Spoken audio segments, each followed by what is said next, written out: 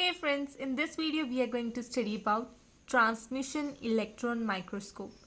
In the previous video we have already covered scanning electron microscope. So the electron microscope, as we know, are the microscope which usually uses electron beam instead of light as a source of illumination. Transmission electron microscope को short form में टेम बोलते हैं. ये जो microscope है वो scanning electron microscope से different होता है. टेम जो है it provides 2D image of the sample surface with a very high resolution.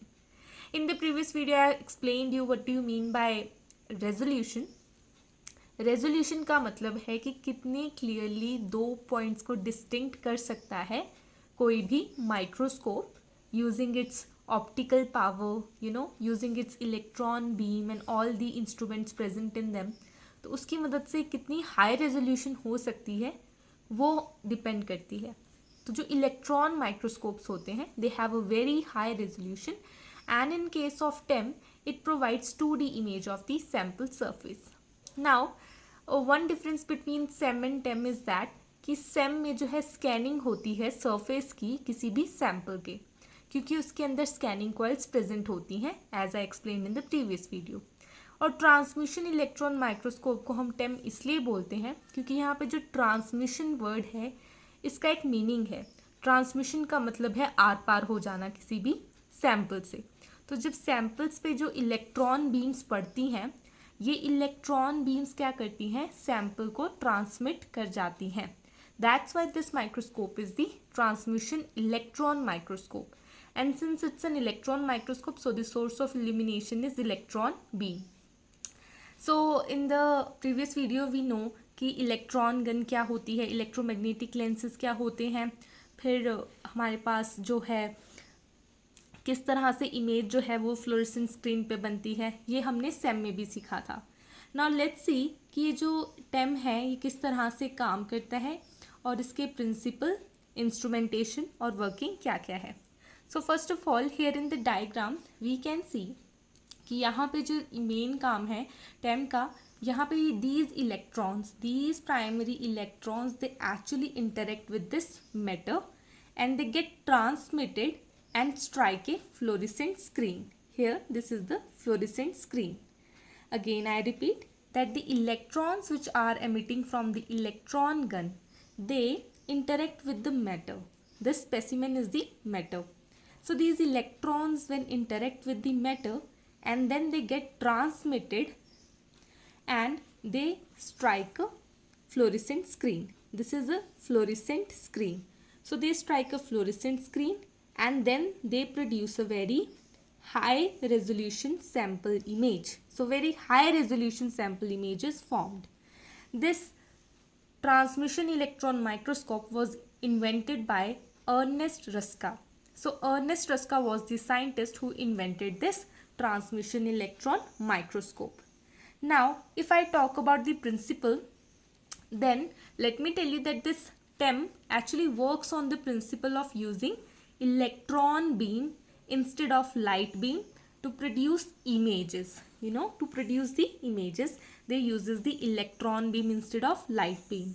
And these electrons shows de Broglie wavelength. We know that the light has a longer wavelength and electrons have a very short wavelength which are called as the de Broglie wavelength, due to which they have a much smaller wavelength and that of light, and that's why the STEM is capable of producing high resolution images of the sample. In the SEM also I have explained you why we have electron microscope, why we prefer electron microscope instead of light microscope. The reason is the use of electron beam. The use of this electron beam. Why? Because this electron beam has a very short wavelength called as de Broglie wavelength, which produces very small diffraction, due to which they produce a very high resolution image, very cleared image of the specimen on the fluorescent screen. So this is about the principle of TEM. This is the principle of TEM. Now let's next move to the instrumentation. Here we can see, just like the SEM, we have in the TEM an electron gun which is the source of electron beam. the primary electron beam actually is generated from the electron gun. The other that we have is the electromagnetic condenser lenses. I have also explained in SEM as well that these electromagnetic lenses are coiled copper wires which contain current in them, and hence they generate a magnetic field, due to which these electron beams, they are focused at their focal point. So the focusing and providing a direction to the electron beam is done by electromagnetic lenses. In the TEM, we have three different types of electromagnetic lenses, which is electromagnetic condenser lens, then we have electromagnetic objective lens, and the last one is the electromagnetic projector lens, which helps to project the image on the fluorescent screen. Now, after this electromagnetic condenser lens, we can see here this is the stage, and this stage is actually a mesh like stage, which we can clearly see. This is a mesh like stage, जालीदार stage है जिसके ऊपर specimen रखा हुआ है. Why this stage is mesh like? Because we need to transmit electrons from the specimen. Specimen के are पार जानी चाहिए इलेक्ट्रॉन की बीम्स. तो आर पार जाने के लिए हम कोई सॉलिड सरफेस नहीं ले सकते एज अ स्टेज. तो इसी कारण से हम स्टेज को मेश की तरह लेते हैं, जालीदार स्टेज लेते हैं, जिससे जो है सारे के सारे इलेक्ट्रॉन्स जो हैं जो स्ट्राइक करते हैं स्पेसिमेन को, वो ट्रांसमिट हो सके, वो निकल सकें इससे, तो आर पार हो सकें किसी भी स्पेसिमेन से. That's why the stage is mesh like. Now after the stage, we can see when the electron beam passes through the specimen, we can see the further electrons called as the transmitted electrons. Now these transmitted electrons are further guided by using electromagnetic objective lens and then to the electromagnetic projector lens. And these lenses focuses them on the focuses and highly increases the resolution of the image.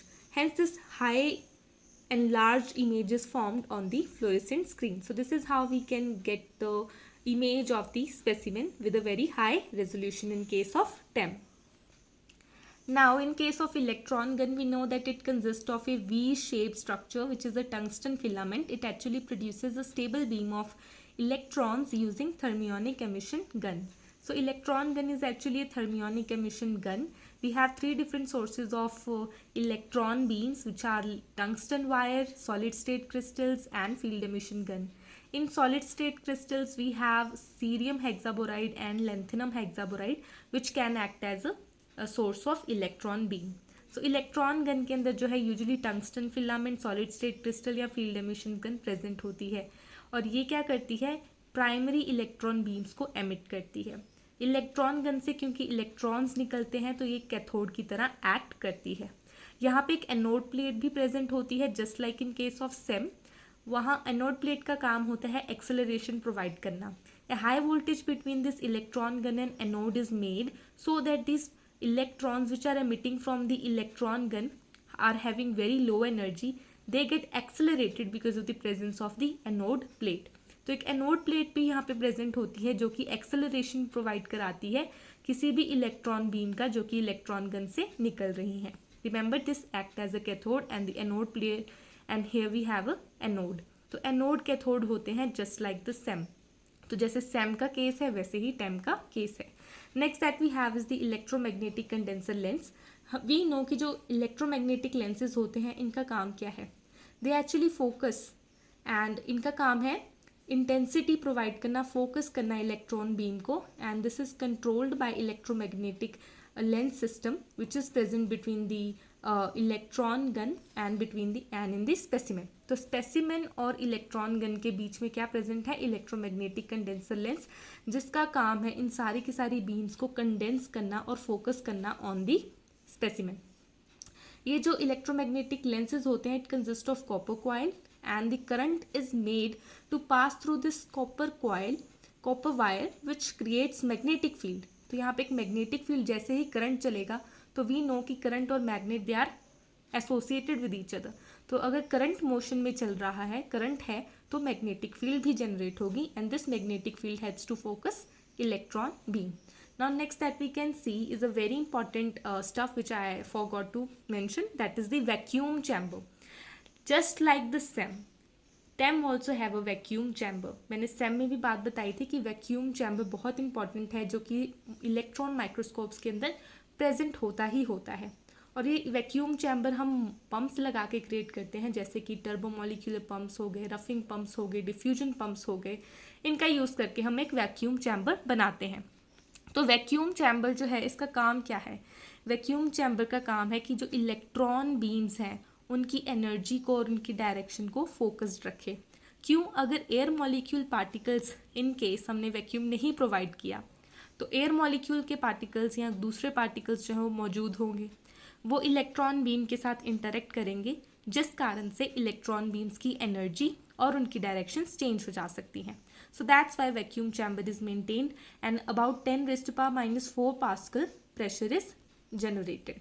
So this very low pressure is maintained using vacuum pumps. Now next that we can see is the specimen stage. As I have already mentioned that this stage is used to hold the specimen under investigation. It is a form of mesh having diameter 2.5 mm.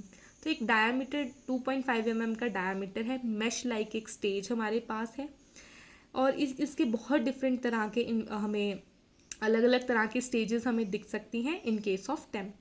और जो ये specimen हम use कर रहे हैं, specimen in the TEM is usually 10 nanometre thick. तो ज़्यादातर 10 nanometre तक का थिक स्पेसिमेन होता है. और अगर एक और बात बताई जाए तो जितने भी सैम्पल्स हम टेम में यूज़ करते हैं, they are usually stained with the uranyl acetate. So mostly the TEM samples are usually stained with uranyl acetate.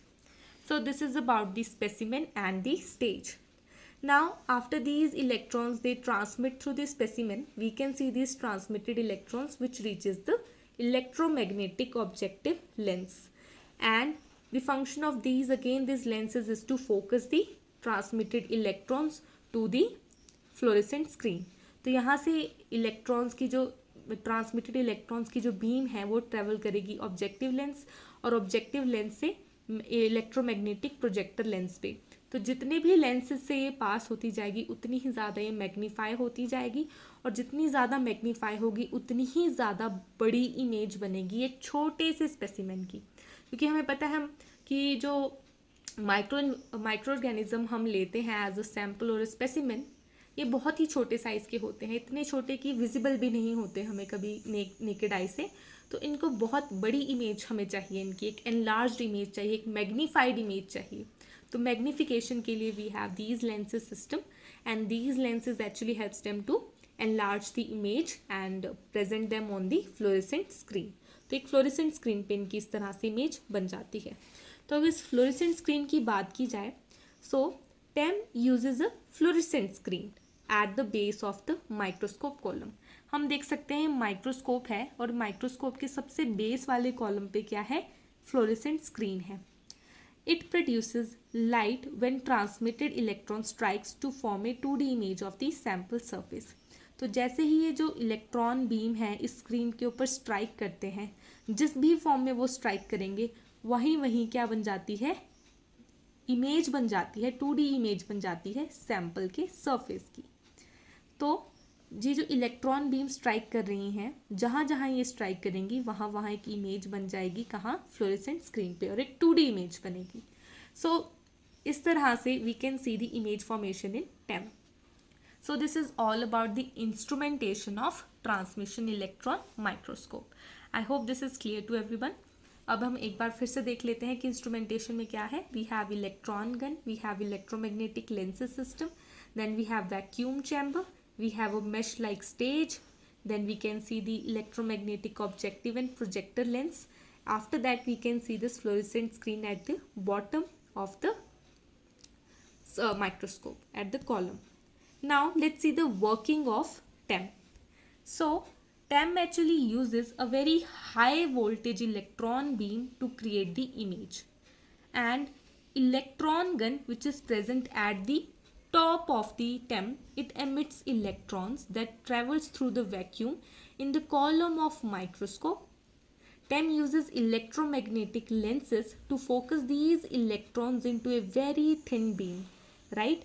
and this electron beam then passes through the specimen. We can see this electron beam then passes through the specimen under investigation. तो working कुछ इसकी ऐसी है कि electron gun से electron की beams निकलती हैं. इलेक्ट्रॉन की बीम्स जो है वो लो एनर्जी की होती हैं, तो एनोड प्लेट लगा के उसको एक्सेलरेट कर दिया जाता है. सारी की सारी इलेक्ट्रॉन बीम जो है स्ट्राइक करती हैं लेंस के ऊपर, और लेंस का काम है इलेक्ट्रॉन्स को फोकस करना वैक्यूम चैम्बर के अंदर. जैसे ही ये इलेक्ट्रॉन्स फोकस्ड होते हैं तो ये सारे के सारे इलेक्ट्रॉन्स कहाँ स्ट्राइक करते हैं, ये they strike at the specimen, they strike on the specimen which is present on the stage. फिर हम देखते हैं कि कुछ इलेक्ट्रॉन्स जो कि स्पेसिमेन पे स्ट्राइक कर रहे हैं उनमें से तो ज़्यादातर इलेक्ट्रॉन्स जो हैं वो ट्रांसमिट कर जाएंगे, पर बाकी जो बचे कुछ इलेक्ट्रॉन हैं वो मे बी कुछ स्कैटर भी कर सकते हैं. और जितने भी ये ट्रांसमिटेड इलेक्ट्रॉन्स हैं ये सारे के सारे कहाँ से होते हुए गुजरेंगे, they will pass through this electromagnetic objective and projector lens in order to get magnified. और ये बाद में लास्ट में किसको हिट करेंगे, they hit a fluorescent screen which produces image of the specimen. So this image can be directly studied by the computer or photographed using a camera. तो इस image को हम डायरेक्ट पढ़ सकते हैं कंप्यूटर से. तो इस तरह से we can see this is how TEM works. तो इस तरह से एक बड़ी ही हाई रेजोल्यूशन इमेज बनती है ट्रांसमिशन इलेक्ट्रॉन माइक्रोस्कोप TEM से. और TEM इसलिए क्योंकि यहाँ पे जो इलेक्ट्रॉन्स हैं वो ट्रांसमिट करते हैं स्पेसिमेन से because of the presence of a mesh-like stage. तो इस तरह से we can see this is the TEM, transmission electron microscope. So I hope that this concept is very clear to you. And in case you like my video, then please don't forget to like, subscribe, share, comment. Thank you.